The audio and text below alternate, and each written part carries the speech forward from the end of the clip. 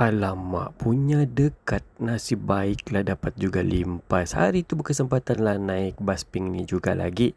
Memang suka juga naik bas pink ni sebenarnya. Ada aircon. Lepas tu laluan dia pun laluan yang memang selalu mau dilalui. Macam ni, mau pergi lalu di hospital. Tapi macam tadi itulah, bila masuk kawasan sini ni, banyak kereta parking di kiri dan kanan. Risau juga sebab bas ni memang besar. Susah sikit dia mau limpas di kawasan hospital ni. Kadang-kadang tu tengok bas pink ni, baru dia ada di depan, ada kawannya lagi di belakang. Terbubut sudah oleh kawannya. Sebab apa? Sebab, nah beginilah ni, terlampau sesak kereta-kereta di tepi ni. Banyak yang ada di tepi-tepi ni, geng. Nah, tengok. Kalau kena macam mana ni? Aduh, baru susah lagi ni bas ni. Kalau dia mau kasi turun penumpang macam mana? Tengok di depan tu pun banyak begitu ada kereta di kiri dan kanan. Kereta laluan di sini ni dua lorong. Tapi jadi satu lorong itu pun kadang-kadang sempit. Payah mau limpas. Kesian jugalah bas pink ni kan. Kalau kamu tu yang parking sana selalu tu, cuba-cubalah adjust-adjust sikit lah.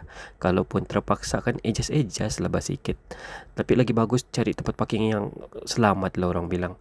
Sebab boleh juga kamu naik bas pink ni supaya sampai pergi hospital. Kalau ndak, nah kena tarik macam ni nanti.